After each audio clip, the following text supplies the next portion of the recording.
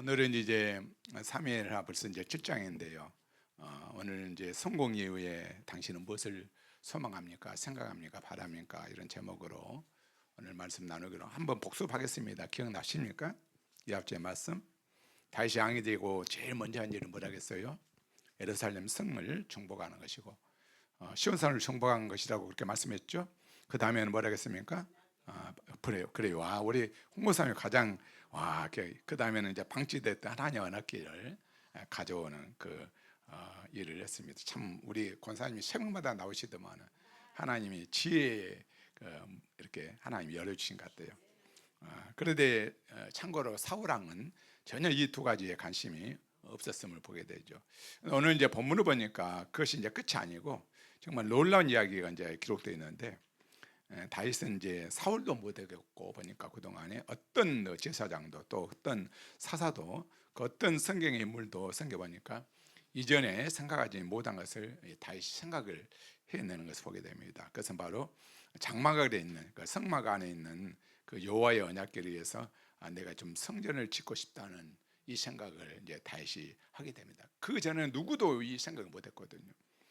우리가 무슨 이야기를 해도 뭐 잘 안 놀라겠지만은 사실 놀라운 이야기잖아요. 이거는 하나님께서 우리가 구약에 보니까 모세를 통해서 성막을 만들려고 이렇게 말씀을 처음으로 했지 않습니까? 그 모세 이후에 다윗 시대까지가 무려 시간 간격으로 보면은 한 400에서 500년 흘렀습니다. 엄청나게 많은 시간이 흘렀죠. 우리가 이제 그 시간을 추측할 수 있는 그 말씀이 성경 보니까 열왕기상 6장 1절에 나오거든요. 보여주시면 한번 읽어보겠습니다. 열왕기상 6장 1절. 이스라엘 자손이 애굽 땅에서 나온 지 480년이요 솔로몬이 이스라엘 왕이 된 지가 4년 바로 15일이다. 그리고 곧 둘째 달에 솔로몬이 여호와를 위하여 성전 건축하기를 시작했다. 이렇게 말씀하죠. 그 세속 사가들에 따르면은 솔로몬은 기원전 970년경에 왕에 올랐습니다. 이것을 근거로 해서 이제 다음과 같은 연대가 가능해진데 한번 보여주시면은 기원전 BC 1446년이죠.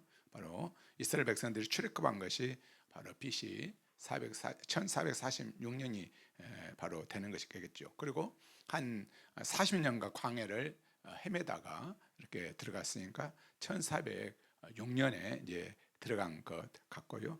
여호수아가 죽고 이제 사사 시대가 바로 또 400년간 있었습니다. 그리고 또 사울 왕이 또 40년간 이렇게 통치를 하고, 그러니까 다윗 왕이 이때 통치했다고 보면 이제 맞겠죠. 이 정도의 역사를 우리가 이제 추측을 할 수가 있습니다. 그러니까 하나님께서 모세에게 성막을 만들려고 한 게 바로 기원전 BC 1446년 이후였겠죠. 그때부터 이제 다윗까지, 그러니까 약 450년 이상 시간이 좋게 이제 흐른 상태입니다. 지금까지 거의 한 500년 기간 동안 단 한 사람도 어느 누구도 여호와의 궤가 장막이 아닌 성전에 이렇게 들어가셔야 합니다 이렇게 생각하는 사람은 한 사람도 없었습니다. 저 기간이 흘러 내려온 그 기간입니다. 아무도 안 했습니다. 모세도 안 했고 여호수아도 안 했고 많은 사사들도 안 했고, 아니 마지막 이 사무엘이었던 사사였던 사무엘조차도 생각도 못했습니다. 초대왕 사울은 말할 것도 없고 그런 생각을 해본 사람이 없어요. 아무런 이런 생각을 한 적이 없었습니다. 근데 다윗은 진짜 독특한 사람일 것 같아요. 그 누구도 하지 않는 생각을 합니다. 하나님 궤가 왜 장막 안에 있는지 이걸 이제 생각을 하게 되죠. 그리고 그 생각을 한 순간이 언제냐 그러면 오늘 본문을 보니까 1절 2절을 보니까 왕에서 궁에서 평안히 살 때 이 생각을 했다. 한번 1절 2절 한번 읽어볼까요? 시작. 여호와께서 주의 모든 온수를 무찌르사 왕으로 궁에 평안히 살게 하신 때에 왕이 선지자 나단에게 이르되 볼지어다 나는 백항모 궁에 살거든. 하나님께는 이 시장 가운데 있는 걸 나는 못 보겠다 이런 생각을 해본 것 같습니다. 그래서 오늘 소제목을 이렇게 정해봤습니다. 성공, 그 이후에 당신은 무엇을 생각하는가. 다윗은 어찌 성공한 사람이잖아요. 아무도 주목하지 않았던 하갓한 쓸모없는 목동의 목동이었죠. 그런데 왕이 됐으니까 성공했지 않습니까? 소셜 포지션이 완전히 이제 어마어마하게 올라간 사람이 바로 다윗입니다. 주변 원수들도 다 물리쳐 버렸고 문제거리, 뭐 걱정거리도 다 이렇게 해방되었습니다. 또 오늘 보니까 백향목으로 새 왕궁을 이렇게 지었고, 두루에서 직수입한 최고의 백향목, 최고의 원목으로 새 집을 지었다 이 말씀입니다. 우리가 보면은 세상적으로 성공했잖아요. 고생 끝 이제 행복 시작이죠. 왕까지 딱 올라왔으니까. 다른 말로 이제 말하면 살만해졌다. 다윗 인생 완전히 이제 풀린 것이죠. 근데 성공한 날 밤 다윗은 무엇을 생각합니까? 하나님을 생각합니다. 하나님. 그럼 질문 한번 해보겠습니다. 여러분들에게. 여러분의 인생에서 살만해진 다음에, 성공한 다음에 뭘 생각하셨습니까? 여러분들은? 이제 우리가 렌트 생활 청산하고 드디어 이제 내 집에 들어간 그날 밤, 월세 이제 전세 건강하다가 모든 것을 다 청산하고 분양받아서 이제 아파트 바로 들어간 그날 밤, 여러분 생각나십니까? 새 집에 들어가면은 우리가 늘 그렇잖아요. 새 가구 놓은 거 아시죠? 우리도 이제 월세에 지금 살고 있습니다만은 아파트 들어가니까 올려야 되잖아요. 그러니까 소파도 새로 사야 되고 또 장롱도 이렇게 또 크게 맞게 새로 이렇게 사야 되니까 기존에 있던 건 이제 안 어울리잖아요. 그거 가지고 가면은. 그래서 소파도 사고 가구도 사고, 또 어떤 사람들은 뭐 새 가구 필요한 거 다 사겠죠. 여러분들 새 가구 모두 하셨을 거예요. 여러분들 새 집에 들어가면 새 소파로부터 뭐 새 세탁기, 새 뭐 냉장고 다 거기에 맞는 구조를 이렇게 꾸며놨을 것입니다. 새 침대 그 매트리에 의해서 감격적인 첫날 밤을 보내던 그날 밤, 아내와 남편과 무슨 이야기를 여러분들 하셨습니까? 그날 저녁에는 기억나십니까? 혹시 이런 얘기 하지 않으셨어요? 다음엔 더 큰 집으로 가자. 이보다 더 좋은 집으로 가자. 혹시 그렇게 말 안 했습니까? 아니면 혹시 차 바꾸자, 이제 좋은 차로. 이제 우리가 해외 여행도 한번 좀 가보자, 여유가 있으니까. 아니면 이제 골프나 한번 쳐볼까, 건강을 위해서. 혹시 이런 데야 여러분도 오가지 않았습니까? 성공한 뒤에. 다윗은 새 침대에서 처음 자는 그날 밤에 누구를 생각했다고요? 그런 걸 생각하지 않고 하나님을 생각합니다. 우리도 하나님께 감사하다 다 했을 거예요. 하나님 이렇게 큰 집을 주셔서 감사합니다, 이런 감사 다 했을 것입니다. 그런데 다윗은 그런 감사가 아니에요. 그 감사를 훨씬 넘어버립니다. 죄송합니다, 송구스럽 하나님, 너무나 죄송합니다. 저는 두로 땅에서 직수입한 이 백향목, 이런 원목으로 만든 집에서 정말 호화스럽게 새 궁을 짓고 이렇게 삶을 사고 있는데, 하나님의 임재를 상징하는 언약궤는 어떻게 장막 아래에 이렇게 있게 됐는지, 너무나도 텐트 안에 있게 됐는지 정말 죄송합니다, 이 생각을 갖게 됩니다. 사실 보면은 뭐 다윗이 죄송할 일 하나도 없잖아요. 거의 450년간 거의 방치되어 있었기 때문에 오히려 최근 60년간 방치되어 있었던 것 아니겠습니까? 방치되어 언약궤만 찾아온 것만 해도 대단한 지금 다윗이 하는 일 아니겠습니까? 근데 다윗은 그 누구도 이렇게 생각하지 않는 그 이야기를 합니다. 하나님 죄송합니다. 참 우리는 이제 사무엘 7장을 이렇게 보면은 다윗 언약에 많은 사람들이 집중을 하지 않습니까? 다윗이 받은 축복에 대해서 어떻게 이렇게 큰 복을 받을 수 있는가를 우리는 많이 주목을 하지요. 근데 진짜 우리가 주목을 해야 될 부분은 바로 이 부분인 것 같습니다. 더 놀라운 것은 지금 바로 이 다윗은 평안했다는 것입니다. 평안했다. 모든 것들이. 우리는 어려울 때 주님을 찾잖아요. 평안하면 주님을 떠나지 않아요. 그래 그러나요? 문제가 있을 때는 주님께 매달리다가 우리가 살만하고 평안해지면 여행을 떠나다가 주님을 떠나버립니다. 근데 다윗은 달라요. 평안해지니까 평안을 주신 그 주님을 다시 한번 생각을 합니다. 좀 우리가 이 다윗의 그 모습을 보면 부끄럽죠. 우리는 잘 되고 성공하고 그러면은 하나님을 생각하는 것보다도 늘 다른 생각을 해보게 되죠. 어디 여행을 한번 가볼까? 더 좋은 것들 더 찾아볼까? 이런 생각 많이 합니다. 그래서 오늘 이 말씀이 우리에게 좀 찔림이 있었으면 좋겠어요. 정말 내 마음을 한번 점검해 보았으면 참 좋겠다. 하나님이 이렇게 은혜를 주셔서 이렇게 내가 건강하게 살고 또 직장생활을 이렇게 하고 있는데, 감사, 정말로 성공 이후에 나는 어떤 생각을 하면서 삶을 살아가고 있는가. 다윗은 하나님께 뭔가를 좀 해드리고 싶은 그런 마음이 간절히 있었던 것 같아요. 오늘 성경 바로 사무엘 7장을 보니까 질문 한번 해보겠습니다. 내게는 다윗처럼 이렇게 하나님께 뭔가를 드리고 싶은 마음이 있으십니까? 하나님께 감사하는 것을 넘어서 하나님께 뭔가를 드리고 싶은 마음이 정말 여러분들 진짜 있습니까? 진짜로. 지금 제가 하나님께라고 지금 말씀드렸어요. 하나님께. 우리는 사람들에게, 하나님 말고 사람들에게 무엇을 하는 것에 대해서는 매우 좀 인식하지 않아요. 사람들이 하는 것. 예를 들면 이런 거 있죠. 어려운 사람들을 구제하는 것. 이런 부분에 대해서는 많은 사람들이 마음이 열려 있습니다. 어렵기 때문에 우리가 좀 도와줍시다, 구제합시다. 그러면은 모두 참여합니다. 누구도 그 눈살을 찌푸리지 않습니다. 좋은 일이지만 좋은 일이기 때문에 어려운 사람들 구제하는 일에는 돈을 아끼지 않고 이렇게 다 이렇게 냅니다. 신기하죠. 근데 11조라는 설교를 담임 목사님이 겁나서 못합니다. 성도들이 눈살을 찌푸리거든요. 건축공업 설교 어떤 목사님은 우한경심은 하나 먹고 해야 된답니다. 성도들이 교회 떠날까 봐서. 그래서 그 설교 헌금을 하기가 힘들답니다. 그 정도로. 저는 이제 거의 뭐 설교 헌금을 거의 안 합니다만, 우리는 사람에게 이렇게 드리는 것은 구제 같은 것 하면은 바로 별로 인식하는 그런 마음이 별로 없는데, 하나님께 드리라는 마음은 매우 인식한 것 같아요. 하나님께. 그렇죠. 성경에 보니까 가룟 유다가 동일하게 그랬잖아요. 한 여인이 예수님 발 앞에서 향유를 붓는데 이 가룟 유다가 눈살을 찌푸리지 않아요.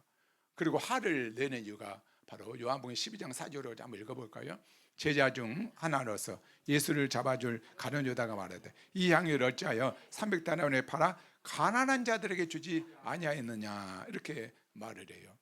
가난한 자에게 주는 것은 아깝지 않대요. 근데 주님 앞에 쏟아버리는 것은 아깝답니다.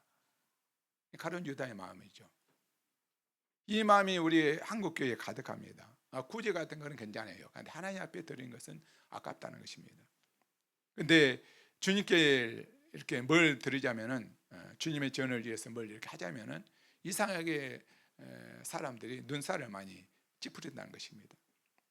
저는 그래서 우리 마음속에 무엇이 있는가 한번 이렇게 묻고 싶어요. 오해하지 마시기 바랍니다. 제가 뭐 여러분들에게 뭐 건축 점검하라고 하는 설교가 아니기 때문에 다만 내 마음을 한번 보자는 거예요. 오늘 말씀을 통해서. 다윗은 정말로 하나님께 뭔가를 더 드리고 싶은 이 마음이 늘 간절했는데, 이 말씀을 접하다 보니까 제가 이제 이 말씀을 여러분들에게 나누는 것입니다. 다윗의 내 마음과 내 마음은 얼마나 다른지 한번 확인해 보자는 것이죠. 다윗은 왜 그렇게 하나님을 생각했을까요? 왜 하나님께 드리고 싶은 그런 마음이 있었을까요? 딱 한마디죠.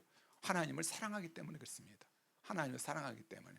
원래 그 우리나라 말로 사랑하다를 원래 생각하다 이런 말로 했다는 것이죠.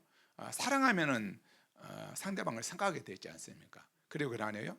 여러분, 사랑에 빠졌을 때 어쩌습니까? 동그라미 그리다가 그녀의 얼굴을 그리지 않아요. 그렇죠? 생각하는 거잖아요. 계속 그 사람 생각. 우리가 옛날에 그런 노래도 있어요. 동그라미 그리다가 무심코 그린 얼굴. 알아요? 우리 애들은 모를 거예요. 우리 60, 70, 80대 동그라미 그리다가 무심코 그 사랑하는 사람, 생각하는 사람이 그려지는 거예요. 무심코 그려지, 사랑하기 때문에. 다윗은 틈만 나면은 하나님 생각했어요. 하나님. 시편 곳곳에 봐보세요. 다윗씨가 엄청나게 많이 있지 않습니까? 하나님을 향한 이야기로 가득 찹니다. 그리고 성경 인물 중에서 하나님께 사랑한다고 대놓고 최초로 고백했던 사람이 누굽니까? 다윗입니다. 시편 18편 1절. 나의 힘이 되신 여호와여, 내가 주를 사랑하나이다. 딱 대놓고 하나님께 사랑한다고 이렇게 고백했던 사람이 바로 다윗입니다. 히브리서 11장 보면 우리가 믿음에 바로 전당에 올라온 그 대단한 사람들 참 많이 있지 않습니까? 근데 그 모든 사람들도 하나님을 사랑한다고는 말 안 했어요. 믿음의 전쟁 올라온 사람, 아브라함도 봐봤어요. 노아, 이삭, 야곱, 요셉, 모세, 사무엘, 다 하나님을 두려워했고 하나님의 말씀에 이렇게 떨었고 하나님 말씀에 순종을 했지만은 그 누구도 하나님, 내가 하나님을 사랑합니다, 당신을 사랑합니다, 이렇게 말한 사람 없다고요. 오직 다윗 한 사람이에요. 다윗은 유일합니다. 다윗이 그렇게 하나님을 사랑했다고요. 그래서 여러분들 설교위에 사랑합니다 나의 예수님, 이 찬양은 부르륵이에요. 여러분 정말 주님을 사랑하십니까? 정말? 가사가 아주 그죠? 아주 많이요. 아주 많이 사랑해요. 아주 많이. 사랑합니다 나의 예수님, 사랑합니다. 그것뿐이에요. 정말 그러십니까? 오직 예수님만 사랑합니까? 바라는 거 많지 않더라고. 그것뿐이 오직 예수님뿐입니다. 다윗은 주님 사랑하니까 막 드리고 싶었어요. 사랑하면 여러분들 뭔가 막 주고 싶지 않아요? 부모는 자식들에게 끊임없이 사랑하니까 막 줍니다. 왜요? 사랑하니까 주는 거예요. 사랑에 빠진 여인들의 특징이 뭔지 아십니까? 연인들의 특징은 자꾸 선물을 줘요. 아깝지 않아요. 돈이 없는데도 막 이렇게 사다가 선물 줍니다. 사랑하니까. 막 그러면 기념일을 막 자꾸 생겨요.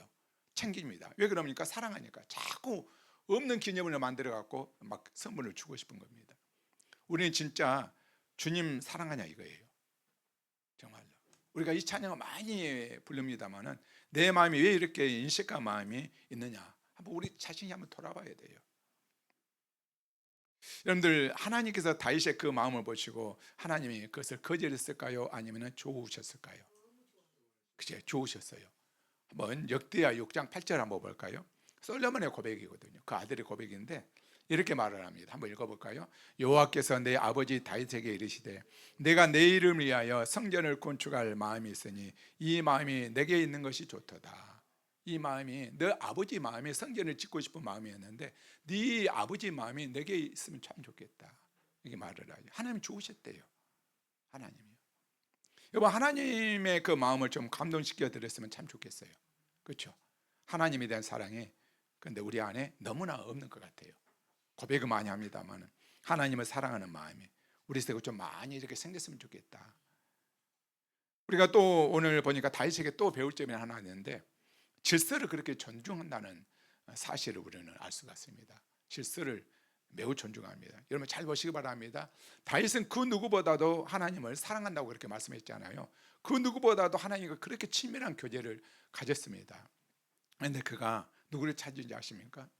주의 종을 찾아요. 하나님과 1:1 관계면 되잖아요. 그런데 다윗은 반드시 하나님과 친밀한 교제를 가졌는데도 주의 종을 찾습니다. 오늘 1절에서 그가 손과 마음이 들었잖아요. 자기는 바로 왕궁의 백항목 그 왕궁에서 삶을 살고 있는데 하나님 죄송합니다. 하나님은 성막 바로 언약궤를 받기가 있어서 이렇게 하다가 2절을 보면은 나단을 찾거든요.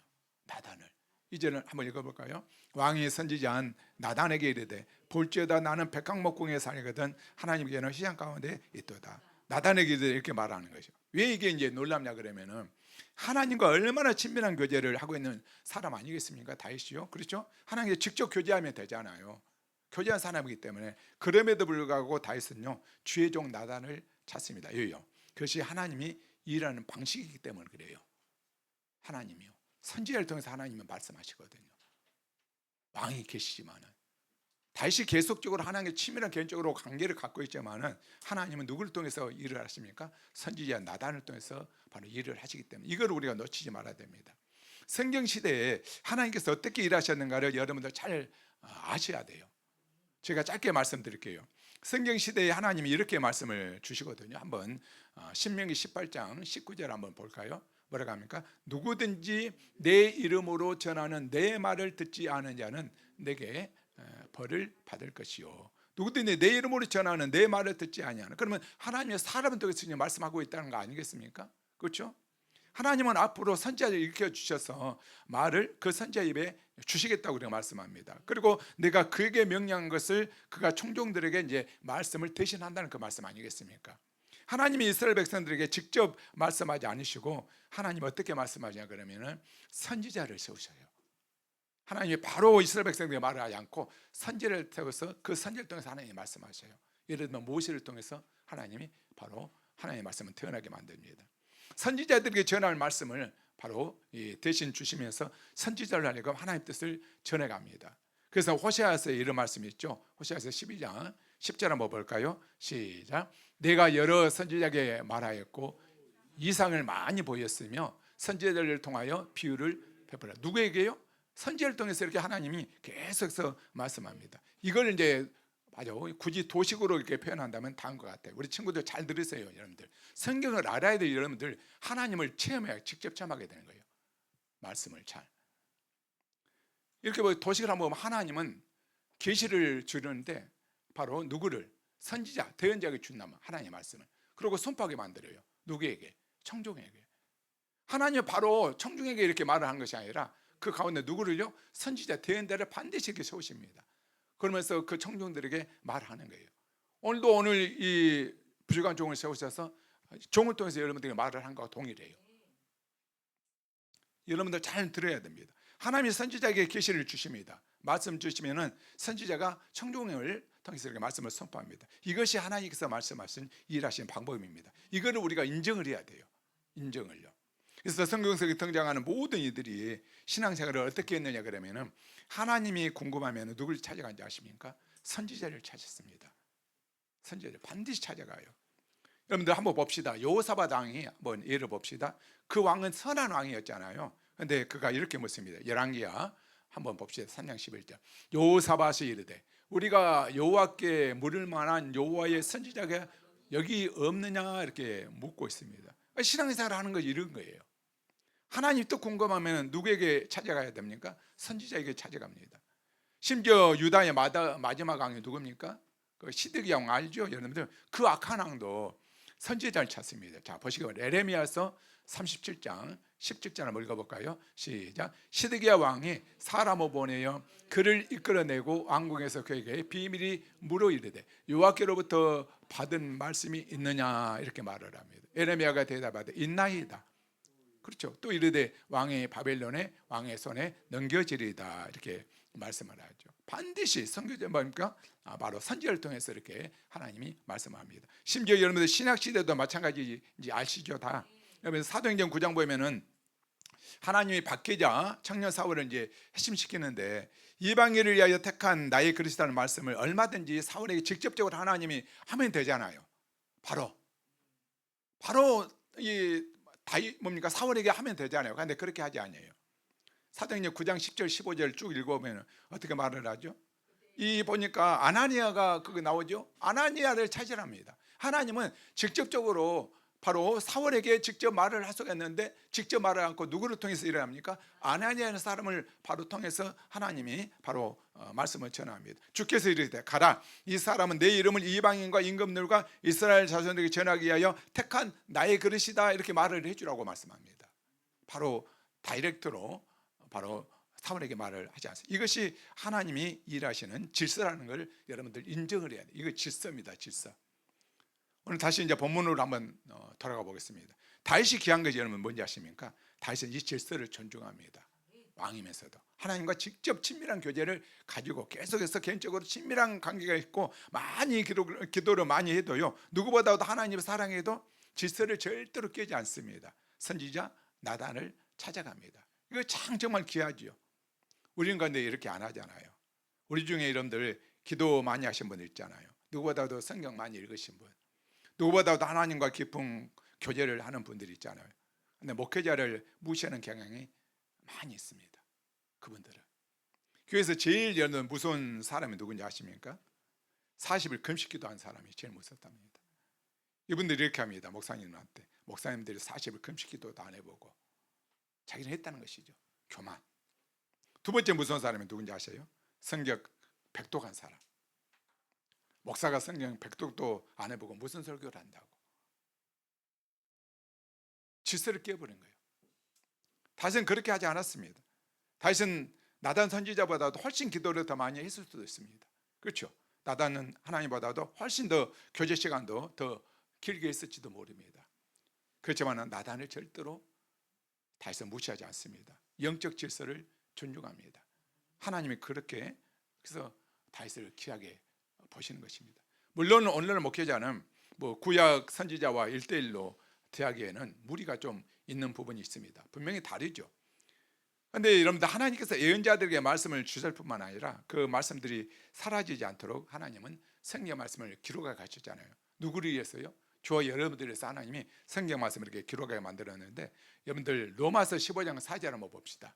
뭐라고 기록? 제가 이 말씀을 자주 인용을 하죠. 무엇이든지 전에 기록된 바는 우리의 교훈을 위하여 기록된 것이니. 그렇죠? 우리의 교훈을 위해서 구약 모든 성경이 이렇게 기록됐다고 말씀합니다. 후대의 사람은 우리의 교훈을 위하여 기록을 해준 것이 바로 이 성경책이에요. 감사한 일 아니겠습니까? 그런데 이 성경에는 하나님의 감동으로 기록된 거잖아요. 그냥 성경 기록된 거 아니잖아요. 한번 보여주시기 바랍니다. 디모데후서 3장 16절. 너무 잘 아는 말. 모든 성경은 하나님의 감동으로 된 것으로 교훈과 책망과 바르게 함과 의로 교육하기에 유익하니 이는 하나님 사람으로 온전케 하고 모든 선한 일을 행한 능력을 갖추게 하려 합니다. 왜? 교훈하시기 위해서 기록했답니다. 책망하시려고, 바르게 하시려고, 의롭게 하시려고. 할렐루야. 우리를 온전케 하시려고 모든 선한 일을 행한 능력을 갖추도록 하나님께서 이 성경책을 우리에게 주셨다고 말씀을 합니다. 그러니까 여러분들 이미 선지자를 통해서 주셨던 말씀들을 하나님이 성경에 기록하게 만들으셨어요. 그래서 우리가 얼마든지 지금 이제 읽을 수가 있습니다. 그런데 여전히 하나님께서는 누구를 세우십니까? 설교자를 세우셔요. 이유가 있겠죠. 우리가 읽으면 되겠는데 왜 하나님이 설교자를 세웠을까요? 자, 우리가 굳이 이제 도식으로 표현하면 또 이렇게 이제 표현할 수가 있을 것 같습니다. 한번 보여요. 하나님이 말씀을 주시죠. 누구에? 바로 말씀을 대할 바로 종에게 영감을 주십니다. 성경을 해석할 수 있는 영감, 조명을 해주죠. 설교자에게. 그리고 그것 가지고 선포하게 합니다. 누구에게? 청중에게. 이 도식이 이제 길어지죠. 이미 하나님께서 계시를 통해서 제자를 통해서 말씀하셨는데 이 대언자를 선포하게 하는 이 말씀을 하나님의 감동으로 영감으로 주는 성경을 하나님이 기록하게 만들었잖아요. 하나님께서 이 성경을 직접 읽게도 우리에게 하셨지만은 누구를 통해서요? 설교자를 가운데 세우셔서 설교자에게 조명하십니다. 성령으로. 그러면 성령의 조명을 허락하셔서 설교자니까 여전히 바로 청중들에게, 여러분들에게 이렇게 선포하게 만듭니다. 어느 설교가 그렇게 진행된 거예요. 왜냐? 성경이 우리 손에가 있지만은, 여러분들이 다 손에 성경에 다 있지만은 이 부분에 일부가 이해가 안 되는 부분이 있잖아요. 여러분들 성경 읽다 보면은 이해가 다 됩니까? 안 되는 부분이 많이 있잖아요. 이 부분은 어떻게 할 거예요, 여러분들? 이 부분을 그래서 이제 설교 통해서 해석을 해주는 거예요. 풀이해 주는 거예요. 풀이해줘. 여러분들 사도행전 8장에 보니까 에드요피와 그 네시가 이사야서 말씀을 읽고 있는 거 이러면 잘 알죠? 근데 그 말씀을 읽는데 무슨 말인지 이해를 못하는 거예요. 이해가 되지 않습니까? 바로 여러분만 성경 읽어도 무슨 말인지 모르는 게 아니라 바로 그 사람들도 이해를 못해요. 성경 읽어도. 그때 하나님이 빌립보 보내지요. 사도행전 8장 27절부터 30절 나오잖아요. 바로 빌립이 이렇게 말합니다. 읽는 것을 깨닫느냐? 30절에 보니까 네가 지금 그 말씀이 무슨 의미인지 읽는 대로 깨닫느냐? 대답하되 지도해 주는 사람이 없으니 어떻게 내가 깨달을 수가 있겠느냐? 무슨 말씀인지 알겠죠? 반드시 여러분들 성경 지도해 주는 사람이 있어야 돼요. 가르쳐 주는 사람이. 그래서 하나님이 설교자를 세운 거예요. 누가복음 24장 보면은 엠마오로 가는 두 제자 이야기 나오잖아요. 그때 성경에 예수님에 대한 그 예언이 다 기록되어 있음에도 불구하고 시편과 바로 구약 선지자, 바로 선지자서에 모르니까 예수님이 그들에게 성경을 풀어주잖아요. 구약에서부터 시작해서 바로 시편 모든 선지자의 글을 다 기록된 것을 통해서 이제 예수님이 설명해 줄 때 이들이 고백합니다. 뭐라고 합니까? 이에 모세와 모든 선지자의 글을 시작하여 모든 성경에 쓴 바 자기에 관한 것을 자세히 설명하시니라. 그러면서 뭐라고 하죠? 길에서 우리에게 말씀하시고 우리에게 성경을 풀어주실 때 우리 속에서 마음이 뜨겁지 아니하다냐. 여러분들 목사님이 이렇게 여러분들 설교 말씀 풀어주면 여러분들 마음에 뜨거움이 있습니까? 궁금한 것들, 해석이 안 되는 부분들. 목사님의 삶이 이거거든요. 저는 새벽마다 지금 이사야서를 쭉 이렇게 해석해 나가는 너무나 좋더라고요. 제가 내 자신이 해석하면서 또 은혜를 많이 받고 더 깊이를 알아가게 되거든요. 복음이 무엇인가에 대해서. 그냥 읽으면은 무슨 의미인지 하나도 몰라요. 근데 제가 이렇게 하나 일절 하나 풀어주니까 우리 그 예부 성도님들이 우리 성도보다 더 오거든요. 새벽에. 우리 성도님들 은혜를 모르는 것 같아요. 별로. 예부 성도님들 은혜를 받는데 풀어주니까 말씀을 이런 의미였구나. 설교의 역할이 뭔지 아십니까? 우리는 분명히 알게 됩니다. 기록된 말씀을 지도해주고 풀어주는 거예요. 그래서 하나님의 설교자를 교회에 이렇게 세워 주신다는 것을 우리는 알아야 됩니다. 구약 시대도 그랬어요. 에스라가 한 역할 한번 보십시오. 부흥 때 한번 보시기 바랍니다. 에스라 대부흥 때 레위 사람들이 무슨 일을 하냐 그러면은 느헤미야서 8장 5절 8절 한번 읽어봅시다. 한번 읽어볼까요? 시작. 에스라가 모든 백성에 있어서 그들 목전에 책 읽을 때 모든 백성이 일어서니라. 에스라가 이대하신 하나님 여호와를 송축하며 모든 백성 손을 들고 아멘 아멘 하고 응답하고 몸을 굽혀 얼굴을 땅에 대고 여호와께 경배하니 풀어주니까 바로 이렇게 말을 합니다. 그러면서 7절에 예수아와 바니와 세레바와 야민과 악국과 사부대와 호디야와 마세와 막 이렇게 나오죠. 이 사람들은 백성이 제자리에 서 있는 동안 그들에게 율법을 깨닫게 하였는데, 이 사람들이 바로 그 백성들 율법을 깨닫겠답니다. 하나님의 율법적인 낭독하고 그 뜻을 해석하여 해석해 줍니다. 백성들에게 그 낭독한 것을 다 깨닫겠다 이렇게 말합니다. 율법을 깨닫게 도와줬어요. 누가요? 레위 사람들이. 율법을 낭독하고 있는데 그 뜻을 해석해 주는 설교자들이 바로 있었던 것입니다. 해석해 주니까 낭독한 것을 다 깨닫게 되었더라 이렇게 말씀합니다. 여러분, 설교가 무엇인지 여러분들 분명히 알아야 됩니다. 설교가 기록된 하나님의 말씀을 이해하도록 풀어주고 해석해주고 설명해주고 적용해주는 역할을 하는 사람이 누구다고요? 설교자예요. 설교자. 그래서 성령의 조명이 필요한 것이겠죠. 그래서 설교자들이 하나님의 말씀을 대언할 때 이것을 하나님의 말씀으로 바로 데살로니가 성도들은 받았다고 이렇게 말씀하고 있잖아요. 한번 데살로니가전서 2장 13절 우리가 잘 아는 말씀 아니겠습니까? 한번 읽어봅시다. 이러므로 우리가 하나님께 끊임없이 감사함은 너희가 우리에게 들은 바 하나님의 말씀을 받을 때 누구 말로요? 사람의 말로 받지 말고 하나님의 말씀으로 받음이라 이렇게 말한 거예요. 하나님의, 그러니까 설교자의 말씀을 받을 때 그것을 사람의 말로 받지 않고 하나님의 말씀을 받아야 돼. 그럴 때 여러분들 내 삶과 능력이 나타납니다. 오늘날 다윗의 신앙생활 한번 여러분들 보시고 어떻게 했을까요? 오늘날 다윗이 신앙생활을 했다면, 오늘날 다윗이 신앙생활을 한다면 누구보다도 성경을 많이 읽었을 것 같아요. 누구보다도 기도를 많이 했을 것 같고 누구보다도 하나님과의 그 친밀한 교제를 많이 했을 것 같아요. 그렇죠?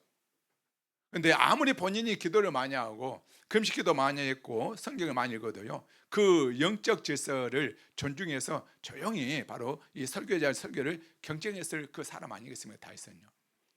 오늘 여러분들 가나안 성도들의 문제가 뭔지 알아요? 바로 여기 있습니다. 가나안 성도들 누군지 알죠? 이걸 인정하지 않아요. 목회자들이 필요 없다는 거예요. 가나안 성도들은 자기끼리 모여서 그냥 신앙생활 하는 것입니다. 여러분 우리에게 이 영적 질서를 겸손하게 바로 배우는 그런 은혜가 있어야 됩니다. 가나안 성도가 돼서는 절대로 안 돼요. 목회자가 필요 없이 자기들이 모여서 이렇게 막 말씀을 나누고 있고 기도하는 생활을 하는 사람은 요즘은 점점 늘어나고 있습니다. 무리들을 떼지어서 이렇게 돌아다니는 사람들 있잖아요. 정말 그거 조심해야 돼요. 그런데 그 다음에 더 중요합니다. 여기까지 이제 설교를 들으면은 이런 생각을 가질 수 있어요. 무조건 설교자의 말을 잘 들으라는 말이구나, 이렇게 이제 우리가 생각할 수 있습니다. 아닙니다. 자, 나다는 모습에서 우리가 배워야 될 그런 교훈이 있는데요. 사실 오늘 말씀을 읽어보니까 3절에서 나단이 이렇게 이제 얘기를 하거든요. 3절 한번 읽어볼까요? 나단이 왕께 아뢰되 여호와께서 왕과 함께 계시니 마음에 있는 모든 것을 행하소서 하니라. 자, 한번 질문 한번 다시 한번 던집니다. 나단의 이 대답은 맞는 말입니까? 틀린 말입니까? 틀린 말이죠. 그는 지금 하나님께 묻지 않았어요. 자신의 생각대로 지금 그건 좋은 것일 수도 있잖아요. 바로 이거 자신 생각을 그냥 다윗에게 전합니다. 근데 그날 밤에 4절에 그날 밤에 여호와의 말씀이 나단에게 임하여 이르시되 가서 내 종 다윗에게 말하기를 여호와께서 이와 같이 말씀하시되 내가 나를 위하여 내가 살 집을 건축하겠느냐. 너 지을 수 없다 이 말을 하는 거예요. 다윗은 지을 수 없어. 4절부터 쭉 시작해서 6절까지 보니까 하나님께서 나단에게 주신 말씀입니다. 이 말씀을 듣고 17절에 이렇게 말한 17절 한번 읽어볼까요? 나단이 이 모든 말씀들과 이 모든 계시대로 다윗에게 말을 합니다.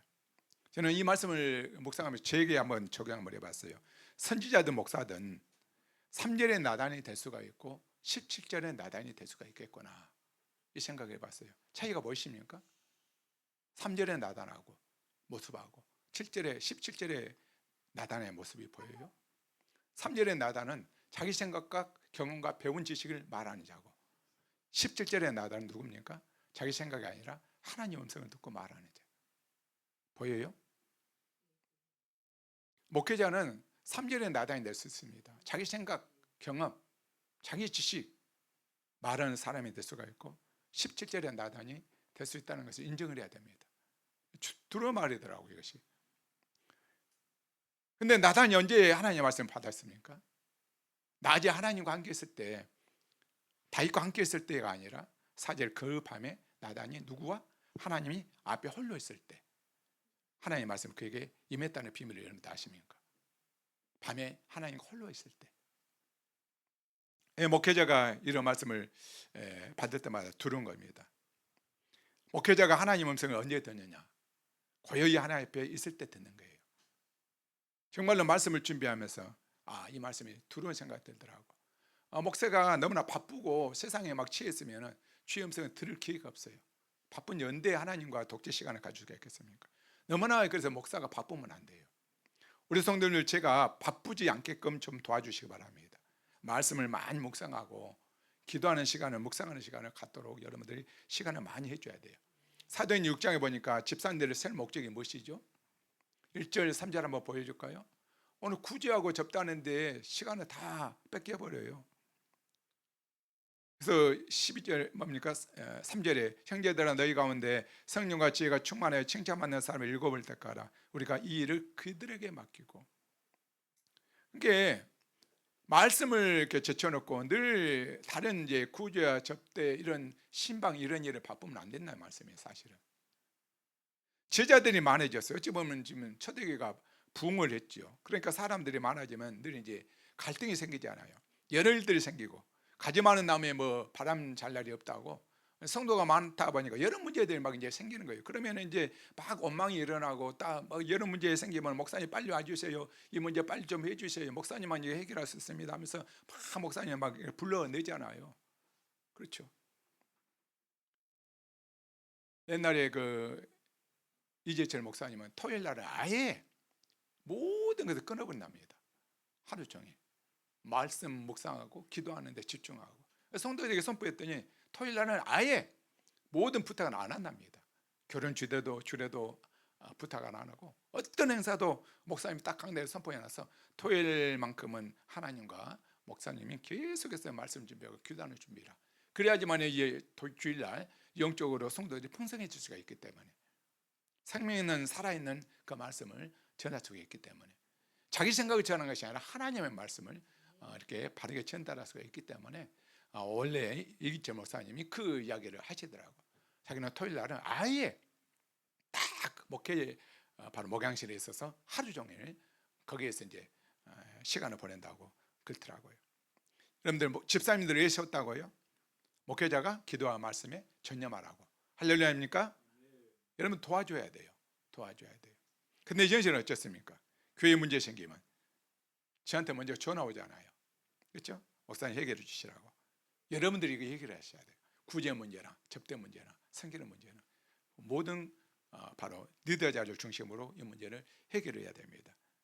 그 일은 제가 할 테니까 목사님 염려 마시고 말씀 바로 기도에 전념하십시오. 사도행전 6장 말씀처럼 그렇게 우리 믿음이 성숙해야 됩니다.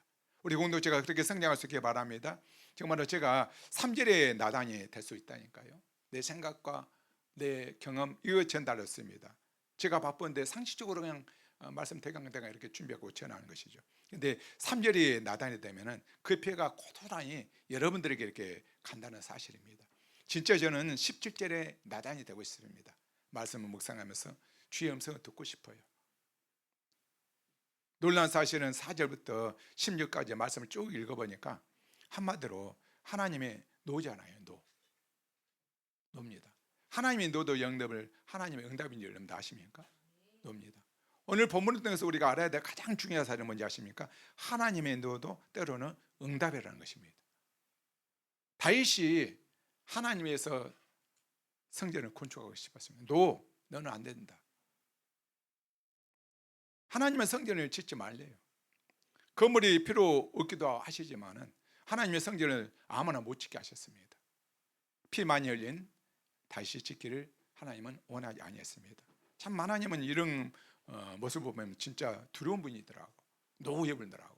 너는 피를 많이 흘렸어. 전쟁을 많이 했잖아. 여러분 하나님이 예스만 응답이 아니고 노도 응답임을 우리가 알아야 됩니다.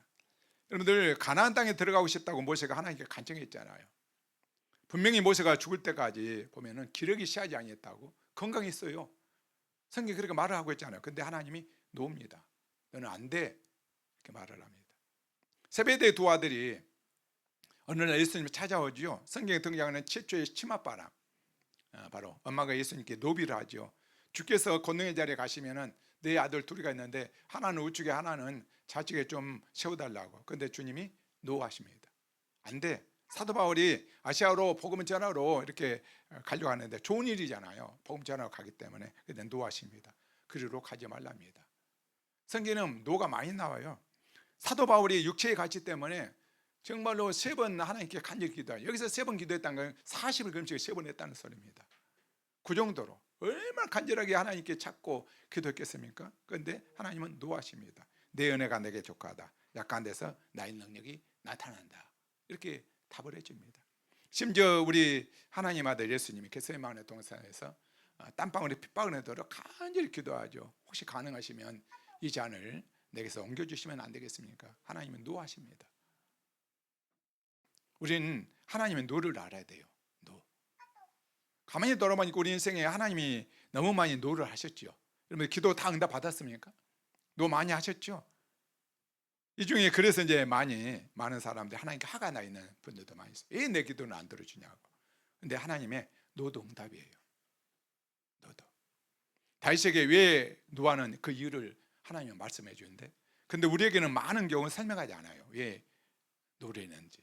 근데 우리가 이 하나님의 노를 받아줄 수가 없어서 계속해서 그 문제를 가지고 이제 하나님께 간청을 하잖아요. 우리가 받아주면 좋은데 노를 이제 못 받아주니까 계속 그 문제에 간청합니다. 그러면 하나님이 들어주시기도 하시더라고. 그런데 그게 꼭 유익하냐? 그건 아니에요. 하나님이 들어주시긴 하는데 그것이 유익한 건 못 되더라고. 히스기야 왕 참 좋은 애죠. 너는 죽고 더 이상 살지 못한다 이렇게 말을 했잖아요. 이사야 3장 통해서. 하나님이 이제 노하신 거예요. 여기까지다. 너 인생은. 너는 이제 죽어야 돼. 죽으면 준비하라 이렇게 말하죠. 근데 이제 이사야가 그 이야기를 하니까 바로 히스기야가 낯을 벽으로 향하고 통과하면서 나를 죽는 애 데려가 가져이 말하고. 그래서 하나님이 그 간청함을 들어주죠. 노라고 하셨다는 하나님이 예스를 합니다. 그래서 히스기야가 15년을 더 삽니다. 우리는 여기까지 대단하다 이렇게 생각할 수 있습니다. 그런데 우리는 그 사이에 15년 사이에 누가 태어납니까? 아들 므낫세가 태어남을 알고 있습니다. 므낫세가 누굽니까? 가장 악한 왕입니다. 가장 악한 왕. 이사야 선지자를 톱으로 켜서 죽인 전승에 그렇게 나옵니다. 톱으로. 누가요? 므낫세가. 차라리 안 살았다면 더 좋을 뻔했습니다. 결국 주님이 노하시면은 그게 유익한 것으로 믿고 받는 것이 더 좋은 것 같습니다. 성경 보니까 하나님이. 근데 다윗은 하나님이 노하시니까 순종하잖아요. 너는 안 돼. 설명이 듣지 않아도요 순종합니다. 모세도 순종했고 여러분들 주님도 순종했습니다. 노하셨을 때. 그리고 하나님이 놀라운 것은 대신 다른 응답, 더 좋은 응답을 주시는데 오히려 내가 너희 집을 지어주리라. 5절 봐보십시다. 5절 한번 읽어볼까요? 시작. 가서 내 종 다윗에게 말하기를 여호와께서 이와 같이 말씀하시되 내가 나를 위하여 내가 살 집을 건축하겠느냐 이렇게 물어보죠. 자 11절 후반 한번 보십시다. 11절 한번 전체적으로 읽어봅시다. 시작. 전에 내가 사사에게 명령하여 내 백성 이스라엘을 다스리는 때와 같이 안하게 하고 너를 모든 온속에서 벗어나 편히쉬게 하리라. 여호와가 또 내게 이르되 여호와가 너를 위하여 집을 짓고. 저는 이 말씀을 받으면서 참 하나님이 그러시구나. 그러려고 노를 하셨구나. 여호와가 너를 위하여 집을 짓는다. 어마어마한 복 아니겠습니까? 네가 나를 위하여 집을 지어줄 수 있는 것이 아니라 내가 오히려 너를 위해서 집을 세워주겠다 이렇게 말씀을 하고 있습니다. 그러니까 9절 한번 봅시다. 9절 시작. 내가 가는 모든 곳에서 내가 너와 함께 있어 내 모든 원수를 내 앞에서 멸하셨으니요 땅에서 위대한 자들의 이름같이 내 이름을 위대하게 만들어 주리라. 내 이름을 위대하게 만들어 주랍니다. 대단하죠. 내 이름이 기억하는 것만, 내 이름을 기억한 것만 해도 고마운데 이름을 위대하게 만들어 주겠다고 말씀을 하죠. 그 말씀은 그대로 이루어지죠. 정말 다윗이라는 이름을 모르는 사람이 없잖아요. 예수를 안 믿는 사람도 다 알고 있잖아요. 그 말씀은 그대로 이루어집니다. 그래서 10편, 19편, 14절에 이런 말씀이 있어요. 91편에 시작. 하나님이 이르시되 그가 나를 사랑한즉 내가 그를 건지리라. 그가 내 이름을 안즉 내가 그를 높이리라 이렇게 말합니다. 하나님이 정말 다윗을 높여줬잖아요. 그대로. 여러분들 그래서 하나님이 노하면은 너무 소원하지 마세요. 하나님은 더 좋은 거 주십니다. 믿습니까? 너무 소원하지 마시고 더 좋은 거 기대하십시오. 여러분 다윗처럼 하나님께서 우리 집안을 세워주시면 좋겠고 신앙의 명문 가정으로 우리 집 가문을 이렇게 세워주셨으면 참 좋겠다 이런 생각을 해보게 됩니다. 다윗에게 또 진짜 배울 점이 한 가지 있는데 하나님께서 노하셨잖아요. 그렇죠? 다윗의 간청을 노했어요. 성전을 못 짓게 한다고. 나는 성전 짓고 싶은데 노했잖아요. 그리고 다른 걸 이제 선물로 주셨어요. 하나님이. 여기에 대한 다윗의 한번 반응을 한번 봐보세요. 너는 못 지어 그렇게 했습니다. 자 18절 19절 한번 읽어봅시다. 다윗의 반응 시작. 다윗 왕이 여호와 앞에 들어가 앉아서 이르되 주 여호와여 나는 누구요며 내 집은 무엇이간데 나를 여기까지 이르게 하셨나이까. 주 여호와여 주께서 이것을 오히려 적게 여기시고 또 종의 집에 있을 먼 장래일까지도 말씀하셨나이다. 끝까지 계속 이제 하나님 앞에 감사와 감격의 기도를 다시 드립니다. 다시 한번 제가 말씀드립니다. 다윗은 소원이 거절당했습니다. 근데 다윗은 자기가 거절당한 것에 대해서 한마디도 말을 하지 않습니다. 거절당한 것에 대해서는 자기가 구했던 기도 제목 있잖아요. 성전 건축하고 싶다고. 거절당한 거잖아요. 이거 하나님께. 근데 한마디도 이 부분은 말을 하지 않습니다. 이게 대해서는 대신 하나님께서 주신 바로 이 복, 가문의 복, 축복, 가문을 세워주겠다 이 복에 대해서는 깊이 하나님께 기도하면서 감사합니다. 다시 말합니다. 다윗이 지금 거절당한 것이고 하나님께 받은 것이 있습니다. 거절당한 것 있고 하나님께 받은 것 있는데 다윗은 거절당한 것에 대해서는 하나도 일체 언급을 하지 않습니다. 대신 받은 것에 대해서만 기도하고 감사하죠. 우리하고 전혀 거꾸로지 않습니까? 반대지 않습니까? 누구나 하나님께 받은 것이 있고 또 하나님께 받지 못한 것이 있잖아요. 그렇죠? 맞습니까? 하나님께 누구나가 다 받은 것도 있고 받지 못한 거 있어요. 이 중에 다 받은 사람 없고요. 또 하나도 못 받은 사람 역시 없다고요. 다 누군가 받기도 하고 못 받은 사람 또 있어요. 누구나 주님이 노하신 것들이 있고 누구나 받은 게 있고 또 주님께 허락하신 것들이 다 있고 그래요, 그걸 안 해요. 다 그렇죠. 근데 많은 이들이 정반대예요. 받은 것 이야기는 하지 않습니다. 하나님께 우리가 많은 거 받았잖아요. 이 받은 이야기는 안 하고 대신 받지 않는 것 이야기예요. 불평하고 그래서 원망합니다. 하나님 나는 왜 키가 적습니까? 나는 왜 눈이 이렇게 적습니까? 왜 쌍꺼풀이 안 됐습니까? 그렇죠? 나는 왜 머리가 좋지 않습니까? 하나님 다른 애에 비해서 왜 나는 이 모양이 있고 나를 왜 이렇게 만들어 주셨습니까? 왜 나에게 이런 허락을 해 주시지 않습니까? 너무 재밌지 않습니까? 하나님께 받은 거 많이 이렇게 있는데 이것을 놓고 감사하고 기도하지 않고 받지 못한 부분에 대해서만 늘 불평하고 원망하죠. 다시 말합니다. 다윗은 받은 게 있고 거절당한 게 있습니다. 받지 못한 게 분명히 있었죠. 다윗은 자기가 받지 못한 것에 대해서는 절대로 이야기하지 않습니다. 오직 받은 것만 가지고 하나님께 감사합니다. 항송해하면서 정말로 내가 무엇이가 안 돼. 오늘 보니까 주님 내가 뭐라고, 아니 내가 뭐라고 하고 하나님 이런 복을 나에게 하나님 주십니까? 인자가 무엇이가 안 돼. 나를 생각하시며 고백하는 것입니다. 우리가 다르죠. 하나님께서 주신 게 너무나 많습니다. 우리에게. 그런데 우리는 여기에 대해서는 말을 하지 않습니다. 그렇지만 내가 가지지 못한 학벌들, 늘 비교하지 않아요. 내가 가지지 못한 예모, 내가 가지지 못한 재능들, 내가 받지 못한 기도응답, 왜 안 해주냐고 우리는 늘 따지잖아요.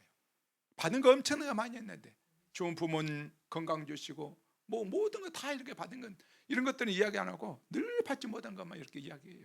전혀 다윗은 달라요. 너무나도 다윗과 내 모습을 보니까 여러분들 많이 다르지 않습니까? 차이가 많이 나지 않습니까? 이미 받은 거 감사하기를 원합니다. 정말로 감사했으면 좋겠습니다. 주신 거 하나님 주신 거 한번 살펴보세요. 그거 가지고 한번 여러분들 감사할 수 있기 바랍니다. 내가 뭐라고, 내가 누구간데. 제가 이 찬양 오늘 이거 뽑았는데 사람이 무엇이간데 주께서 저를 생각하시며 인재가 무엇이간데 저를 그렇게 공고하시나이까. 아무것도 아닌데 나를 그래 생각하시고 나를 이렇게 돌보십니까? 다윗이 귀한 점이 바로 뭔지 아십니까? 자기는 못 짓는다고 체념하지 않아요. 체념하지 않습니다. 자기는 못 짓는다고. 하나님이 너는 성전을 못 짓는다 이렇게 했는데 거기서 딱 포기하지 않고 체념하지 않고요. 사실 다윗은요 그 성전을 질 재료를 다 자기가 준비합니다. 하나님이 못 짓겠는데 놀라운 반응입니다. 다윗의 반응. 너는 안 돼 그랬는데 다윗은 재료를 다 준비해요. 참 대단하죠. 우리하고 다르죠. 자, 보여주세요. 역대사상 바로 22장 3절로 오죠. 다윗이 또 문짝못과 거물못에 쓸 철을 많이 준비하고 막 나오죠. 다윗이 문짝못, 거물못, 철 뭐 등등등 심히 많이 준비했다. 5절을 보니까 다윗이 죽기 전에 많이 준비하였더라. 14절에도 한번 봅시다. 14절. 내가 한란 중에 여호와의 성전을 위하여 금 10만 달란트와 은 100만 달란트와 녹과철을 그 무게를 달 수 없을 만큼 심히 많이 준비하였고 또 제목과 돌을 준비하였으나 너는 더할 것이며. 더하랍니다. 금 10만 달란트와 은 100만 달란트 녹과철을 그 무게를 달 수 없을 만큼 제목과 돌을 다 준비합니다. 너는 더할 것이며. 이게 여러분들 다윗의 마음입니다. 너는 안 돼, 성전 지은 거. 그런데 대신에 거기에 포기하지 않고 성전의 질을 재료를 다 준비해 줍니다. 하나님이 노하신 것에 대해서 내가 이건 할 수 없거나 딱 거기에 순종하면 이거는 내가 안 되거나 하나님이 못 하겠거나 그럼 내가 할 수 있는 거 되지. 내가 할 수 있는 건 뭐지? 준비하면 되겠구나. 재료를. 정말 우리하고 다르지 않습니까? 우리는 너 안 돼 그러면 여기서 화내고 막 따지고 그럴 것 아니겠습니까? 다 그거 포기하고요. 노하니까 포기하고. 그럼 내가 할 수 있는 것 없을까? 그러면은 내가 가지고 있는 거 모두 그 동원해서 바로 짓는데 내가 도와줘야 되겠구나. 재료를 준비합니다. 그리고 27절 한번 볼까요? 27절. 본문 27절 시작. 만군의 여호와 이스라엘 하나님이여 주의 종의 길을 여시고 이르시기를 내가 너를 위하여 집을 세우려 하셨으므로 주의 종의 이 기도로 주께 간구하는 마음이 생겼나이다. 하나님의 계획을 알게 됐어요. 다윗이. 그 다음에 이제 주의 종이 알았으므로 이렇게 말하죠. 기도로 주께 간구할 마음이 생겼다. 여러분들 다윗은 하나님의 계획을 알고 나자 그것을 위해서 이제 기도합니다. 우리가 이것을 배워야 돼요. 하나님 뜻을 이제 알았어요. 하나님 뜻이 이거였구나. 그러면서 기도할 마음이 생겼다. 여러분 혹시 하나님 뜻을 알게 되신 거 있습니까? 믿음 생활하면서 교회를 향한 하나님의 뜻, 이 나라 민족을 위해서 바로 향하는 하나님 뜻 여러분들 알고 계신 거 있습니까? 기도해야 돼요. 기도. 우리 교회를 향해서 하나님의 뜻이 있을 거예요. 분명히. 우리 교회는 다음 세대를 우리가 이렇게 세워나가는 그런 교회입니다. 그래서 교회는 준비해야 되고 기도를 해야 되겠죠. 하나님 뜻을 알면. 우리가 사회적 이제 협동조합을 이렇게 또 발족을 하려 하는데 하나님 뜻이 바로 여기에 있겠구나. 우리도 기도를 주께 간구할 마음이 생기는 그런 밤이 됐으면 좋겠습니다. 이제 말씀을 정리하고 마치겠습니다. 저는 이제 사무엘 7장을 읽으면서 많은 사람들이 다윗이 받은 축복, 이것이 결국 예수님 메시아까지 이렇게 이어지는 이 부분, 구속사 이런 부분을 이제 주목을 합니다만, 물론 그것도 중요하죠. 물론 중요합니다만 저는 오늘 그보다도 어떻게 다윗이라는 그 한 인생이 이런 놀라운 복을, 그 누구도 받지 못한 복을 하나님께 받게 됐을까, 이 부분 한번 주목을 하게 되었습니다. 그리고 본문을 통해서 이제 확인을 했습니다. 다윗은 정말로 그 누구와도 다른 마음을 소유하였구나.